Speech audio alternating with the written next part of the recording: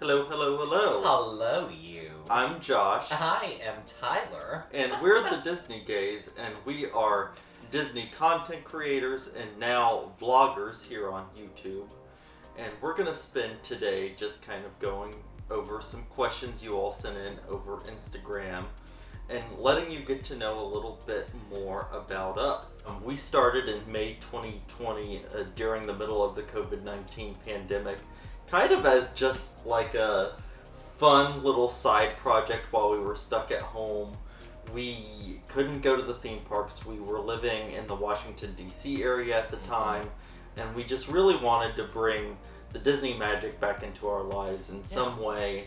And Tyler and I have been together since 2017, and in the period between then and now, we've spent a lot of time going to Disney parks, and we had a lot of content. We've been going for so long now, and we've had so many photos and wonderful memories that it was really awesome. You kind of just I was in the other room trying to maintain my sanity and watching just old shows, just trying to keep my mind positive because, we were stuck at home all the time.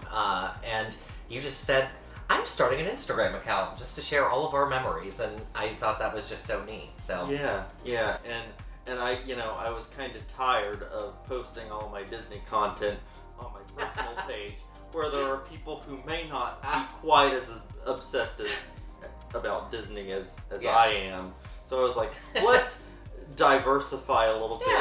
Change my personal Instagram to a purely personal Instagram, and then let's do a Disney Instagram separately. And since then, we have developed a huge following, more than I ever expected in this period of time. I mean, it's been a little over a year now, and it's turned into so much more than I ever anticipated it being. And we decided to expand to YouTube and try the vlogging. We're in Florida now, so we actually get to go to the theme parks quite a bit more often now that they're reopened, and it's a little safer to do so. So we're kind of using our channel and our Instagram page to be more content creators in the parks, keeping people updated on what is happening in the parks, what Disney is doing, what Disney is changing, and just kind of our takes and perspectives on everything at Disney as a gay couple that loves going to Disney all the time. Yeah. And, getting some of our perspective on stuff and just, kind of bringing a new perspective to, going to theme parks and stuff, It's been amazing, the, community that, has been built just from you wanting to create this Instagram account and being able to just reach out to people and sharing our memories and, how it's resonated with so many of you. So, it's incredible how it's been a little more than a year and thousands of you have, grown our Disney gay community. So thank you for following along with us, and it's been really humbling and wonderful to share this and kind of just share our experiences with the world. So well, that was cute. We try to be cute every now and then. Sometimes. But with that, let's dive into some of the questions you all have for us now that you have a little overview of who we are and what we do. First question we got is, how did we meet? And I'll let Tyler take the lead on this. So, it was early in 2017, and Josh and I were on a dating app that many probably know what it is. So there are several of them, but this one was more or less geared to a queer audience, and I met you through that. And we met each other trying to get margaritas in Arlington, Virginia. We lived I lived in the Northern Virginia area at the time, and Josh lived in downtown DC, so it was just a quick metro trip down the way, and we met each other. And this one, I'm so excited to meet him. He didn't see that I was standing waiting for him outside of the restaurant, walked directly through the door, and I'm watching him walk by me, just hi, I'm right here. So just as an FYI, I have absolutely no situational awareness. So I was completely Yeah. oblivious to his existence. Yeah, you're a little clumsy, but that's why I love you so much. But anyway, he walked right by me, but then I followed him in and just said, "Hey, it's me." But you had already gone in to see if there was any like tables available, and there was like nothing. So we ended up going to another restaurant, and it was like very quiet, and we were able to just like get to know each other, and that was like our first date, first meeting. We had jumbo margaritas in the middle of January, which if you don't know, winter in DC is actually brutally cold, so it was very inappropriate for the weather. Yeah. But that's just us. It was just a very nice time, and margaritas are still a thing that we do pretty frequently. That's like part of our brand. Like, I know that's like the whole debate too of like, where do you start at EPCOT? And I'm the kind of controversial person that's more than okay with starting at Mexico. I realize that's an unpopular opinion, but there you go. I love margaritas, and that's sort of like a foundational thing. Like, we met over margaritas and got to know each other. So, yeah. And then we were friends. Stars for aligned. we were friends for like 6 months. Yeah. Tyler ended up moving back here, where he's originally from, and was back with his family. And I was still in DC, obviously, living full time. We were still not formally together at that point. We were just friends. Yeah. But both of our birthdays are actually a day apart. Tyler is July 9th and I'm July 10th. And when Tyler moved back, I was like, well, why don't I come visit and we do a whole, kind of birthday celebration. I come visit you in Florida. Parks, I had never really been to Florida, and I had never been to Disney either. So I was like, let's go to Disney while we're there and just do a fun little week-long trip. I took a summer vacation, and over that week-long period of just experiencing the Disney magic for the first time myself, and just spending time with Tyler after not being with him in person for a while, it just kind of blossomed into the beginning of our relationship, and we decided to start dating over that trip. And then we spent a few months long distance before we ended up being back together in DC after that. And that's a perfect segue to the next question. Yeah, and the next question is, were you long distance for a while, and how did we handle living apart? So clearly the answer is yes, we were long distance for a while. Yeah. How we handled living apart, I'll let you take the first stab at that. Yeah, it was, long distance relationships are tough. I've never been in one, and, it was scary for me just because the only relationships I really had prior to meeting you were like not very long-term relationships, but like it very quickly, just in that time when you were here, evolved into something that was like really remarkable and just like bigger than us. And for the first couple of months, we were definitely long distance. I visited you a lot. I had a bunch of True Blue points with JetBlue, so I found any and every like deal I could find to fly up there, which thankfully was like sort of the slower season of the year when I was visiting you, like in September, so it was more affordable for me to be able to do that. So we'd visit each other like probably once every month to 6 weeks. And like either you would come up to DC or I'd fly down, and we'd do like a quick weekend or a long weekend at Disney. Yeah, we did like Food and Wine. That was the first Food and Wine you'd ever went to. I remember that was in like October of 2017, and we had just the best time ever. So we did a lot of traveling, but we never stopped talking to each other. I mean, that's just obviously the case where like we literally lived together, but like even still, like from when we started seeing each other, even in a long distance way, to like now, we like text each other all the time, even if we're like in the same room or like in different rooms in the house, like we talk to each other all the time. And that was gonna be my one piece of advice in terms of the long distance, just like maintaining very, very consistent communication. And, I think what got me through it, at least, was knowing that we were working together on a plan to reunite permanently together in person, which that ultimately happened. Yeah. About 5-6 months later, Tyler Yeah. got a new job in DC. He moved up pretty much a few days after the Christmas holiday break, Yeah. which I had spent in Florida, so we had just been together. So I flew back, and then I was staying with Tyler's sister and brother-in-law at the time, waiting for him to get up here so we could move into our new apartment. So Yeah. after about a year of knowing each other and 6 months of long distance, we ended up reuniting in DC and just going ahead, ripping the Band-Aid off and moving in together. Yeah, that was like the craziest part for me, because it truly, like,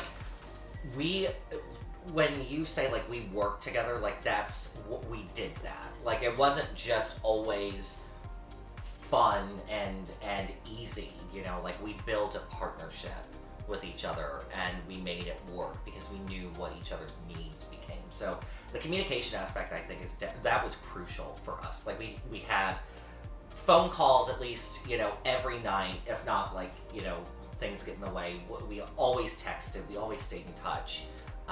FaceTime was a very big all the time thing. Yeah. So, you know, that was crucial for this to work. But like, I think because we had to put in sort of that labor of love, quite literally, like we figured out how to make it work, and that's just sort of like, it informs like how I know how to be a better partner to you, and I feel like it does the same vice versa. Yeah. So. And it certainly makes the relationship easier in person now, having gone through that process together. Yeah. So yeah, that would be my biggest advice for communication. long-distance. Communication. Next question we got. Big one, which we kind of touched on already a little bit, but are you in Florida full time now? Josh, take it away. Well, that's a really interesting question, especially from my perspective. So we had intended upon moving down here prior to the COVID-19 pandemic happening. Like I was working on making that a reality prior, and then the pandemic hit and we were kind of just stuck in our apartment in Alexandria, Virginia, outside of DC. But we were both working remote, and we kind of just at the last minute decided, let's pack up the car and go on a road trip to Florida, and not just stay the full week. Stay a while. But stay a while, since we're doing like a 12-13 hour drive. And we ended up sticking around for a few months, and then we flew back to DC when COVID died down a little bit, and we packed up all of our stuff and just moved down permanently, kind of on a whim. We are both still working remote full time, and we wanted to be closer to the parks when it was safe to go, and we've been here ever since, and we have no intention of leaving now. So we just packed as many things as we could into the car that could fit, and you hit the road with me and headed down I-95, and you know, you did as much driving as you could, and then I took the wheel. And I remember we got here like home at like 4:30 in the morning, because we did not necessarily start our road trip earlier in the day. But it was a tiring day, but it was a lot of fun. So the next question, and this is a really good one. What does your perfect Disney day look like? That is a really good question, and something that I'm going to have to elaborate a little bit on. So first of all, I would be staying at a deluxe resort, and it would involve a day of doing a whole bunch of my favorite rides, getting my favorite foods, and then ending the day with Happily Ever After at Magic Kingdom for fireworks, because that's my favorite thing in the whole world. In terms of which park I would go to on my perfect day, I would probably do a park hop between EPCOT and Magic Kingdom, because I love going to EPCOT and getting really good food, and then spending a lot of time at Magic Kingdom doing rides. And I'm gonna try and be very unusually specific. So First thing, it would be around a good Epcot festival time food and wine, but like when the weather has gotten not the surface of the sun hot. So like probably late October, early-ish November. I would stay at one of those kinds of resorts, probably like Boardwalk or Yacht Club. Like I feel like those would just be awesome. We just did Yacht Club, this year for the first time, which was amazing. That hotel was incredible. I would do a park hop also, but I would kind of change it up a little bit. I would do one of the big, like, all-day, whole-day kind of VIP tours where you would get sort of the backstage look at Epcot and Magic Kingdom and be able to, like, have the chauffeur, like, take you between the parks. So no, like, any delay with Disney transportation. We all know, like, the monorail isn't always, running on complete time, and God forbid the buses. But having that option, and I would cheat a little bit and kind of say it would be a multi-day thing, so it's not a singular day, but the one day really like seeing all of just like the backstage of Epcot and Magic Kingdom, and then like having a really ideal day doing like food and wine at Epcot, and also ending it with happily ever after. Or if we're talking fully ideal situation, like if I could have anything in the world, it would be ending with Illuminations fireworks, because those are my favorite, and Josh is fully aware of this, and that would just be like, if I had like God power over Disney, I would bring back Illuminations. So we're gonna do a few rapid fire questions Right. of 1-sentence responses for each of us, and I will start with a very good, easy question. Favorite Disney attraction? Spaceship Earth. Mine would be Big Thunder Mountain Railroad. Favorite Lost Disney attraction? Great movie ride. I would also say Great Movie Ride, but I'm favorite Disney character. Well, there are two of them, Chip and Dale. That's fair. Mine would be Peter Pan. Favorite Disney restaurant? Okay, I'm gonna do it as a two-parter. I'm sorry, I know this is rapid fire. If we're talking Disney Springs, specific to that, it's gonna be the Boathouse. If it's going to be a Disney park or resort specific, it would have to be California Grill. And mine is California Grill. Hands down, no competition. Fair. Least favorite Disney restaurant? Least favorite, Pizza Rizzo. Oops. And mine's actually going to be a very controversial one. I'm going to say Tiffin's. I think it's very overrated for what it is. Oh. The bread service is great, Yeah, but I was just very underwhelmed with the food. Favorite Disney snack? Corn dog nuggets. Also corn dog nuggets. With the plastic cheese. Least favorite Disney snack? I don't even know if you could consider this a snack because it's such a monstrosity. The turkey leg. I don't even eat turkey legs, and I'm gonna also say the turkey leg. It's a lot, and the salt, the meat sweats are unreal. I've done it twice. It's big mistake, huge. And this is our final rapid fire question, and a very good one for us. Yeah. What is your favorite Epcot festival? That's a very easy answer for me. It's Food and Wine, obviously. And mine is Food and Wine as well. So, the next question we're going to spend a little time on. What Disney-related things are at the top of your bucket list?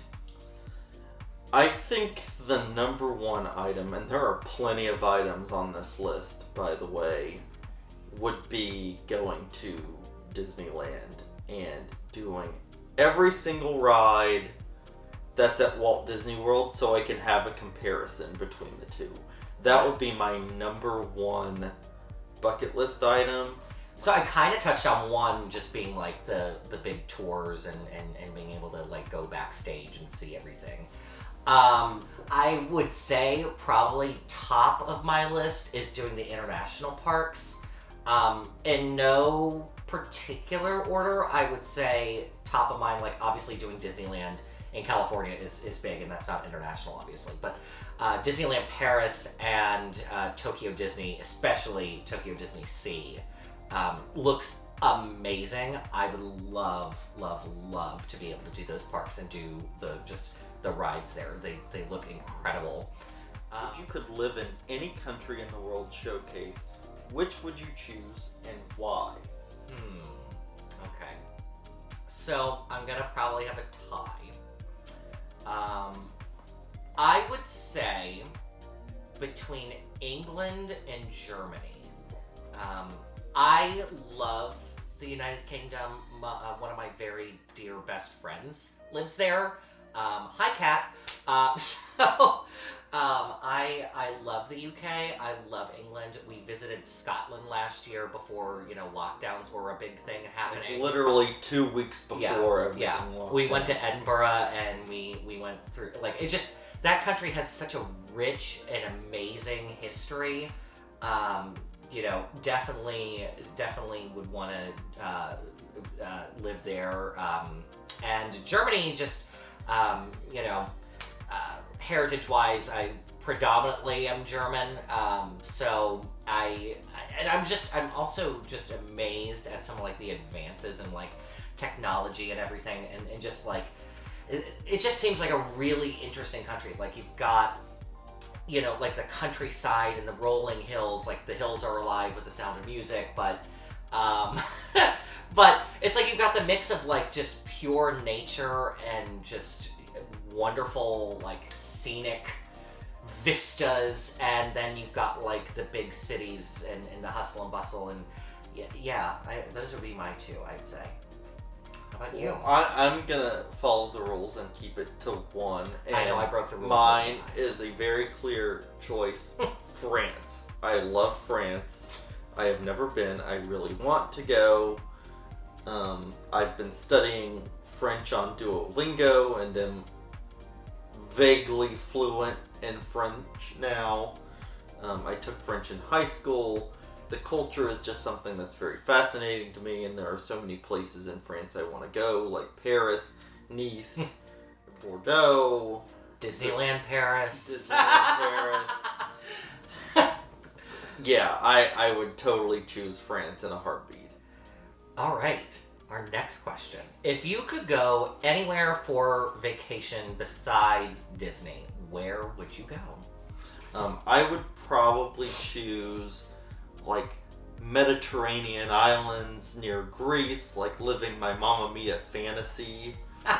That would probably be my ideal non-Disney vacation. For a vacation, I would definitely be wanting to go to a Mediterranean country and just being able to be by a beach, and then just all the rich history, and and it wouldn't necessarily need to be Greece, but Italy or even Poland, and some of those I'm sorry, not Poland, Croatia, some of the islands, off the Mediterranean, and in that whole area, it's so beautiful, and it looks incredible. And even if we kind of went a little further north to just some of the other countries that are nearby, Lake Como and everything, just it looks amazing. And if not those, and I realize that this is too many answers, so excuse me, but I'm gonna continue breaking the rules. But a dream would also be, because I love the overwater bungalows with the poly. I would love to go to a country like the Maldives or somewhere that had an overwater bungalow, being able to Pacific Island. Yeah, a Pacific Island. So hey, we are at our final question, everybody. Oh my gosh, this has been amazing. We've been in the hot seat for a while here, but I'm gonna ask this for you, because you especially have the perspective on this question, and it's a really excellent one. What tips do we have for building a following on Instagram? Take it away. That's a very good question, and something that is not simple. When I started this Instagram in May 2020, I was not anticipating the growth that would happen as fast as it happened. But my biggest piece of advice is be patient with it. On a normal day, I spend 3 to 4 hours engaging on Instagram. That means liking other people's posts, commenting on other people's posts. That's really important. Sharing other people's posts, doing user-generated content, sharing posts that you like that you want to amplify, and making sure you kind of have a content schedule of your own, making sure you have a steady drumbeat of content going out, and doing your research on good hashtags to use. You're going to want to spend a lot of time researching that and making sure that you're putting in the effort, because the more engagement you make on Instagram, the more engagement you will get back, and the faster your own following will grow. Stay on top of posting good content. Be authentic. Share your own personal story. There is no shortage of Disney content creators. You have to differentiate yourself by being yourself. Don't try to be like other content creators. Try to produce content that is authentic to you, and seek out the followers that you want to engage with. Work with other content creators that you enjoy. DM them. Like, this is a community. You want to treat it as a community. All right, that was so much fun. Oh yeah, my gosh. I had a great time. Yeah, thank you all so much for the questions. It was really awesome, and being able to just kind of tell you a little bit more about who we are, and being able to give you some more insight into like our daily lives, and just, you know, more about me and Josh. And we're going to be putting out tons of content on our YouTube. We're just starting out, but we're going to be prioritizing growing this channel and putting out a lot of content. So please be sure you subscribe and turn on the notification bell icon so you know when a new video is coming out. We're going to be putting out tons of content, from regular park vlogs to food reviews and recommendations.